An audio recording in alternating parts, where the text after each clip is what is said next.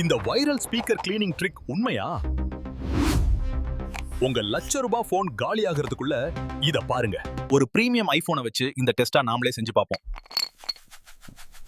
நம்ம பாக்கெட்ல சேர்ற மாதிரி கொஞ்சம் நிஜமான தூசியை இதுல போடுவோம். ஸ்பீக்கர் ஓட்டைகளை ஃபுல்லா தூசியால அடைச்சாச்சு. இப்போ அந்த மேஜிக் சவுண்ட ப்ளே பண்ணுவோம். Volume full. ரெடி. வாவ், பாத்தீங்களா தூசி எப்படி சூப்பரா வெளியே தெரிக்குதுன்னு. ஆனா வெயிட், இதுல தான் ஒரு பெரிய ட்விஸ்ட் இருக்கு. மேலாப்புல இருக்கிற தூசு மட்டும் தான் வெளியே வருது.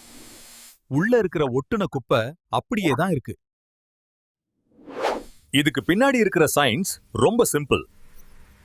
ஸ்பீக்கர்ல இருந்து வர்ற சவுண்ட் வேவ்ஸ் காத்துல பிரஷர் உருவாக்கி தூசிய வெளியே தள்ளுது.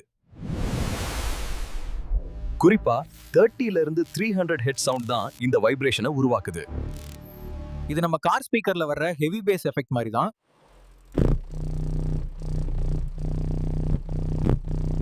ஆனா பல மாசமா ஸ்பீக்கர்ல ஒட்டிட்டு இருக்கிற பிடிவாதமான அழுக்க எந்த சவுண்டாலும் எடுக்க முடியாது.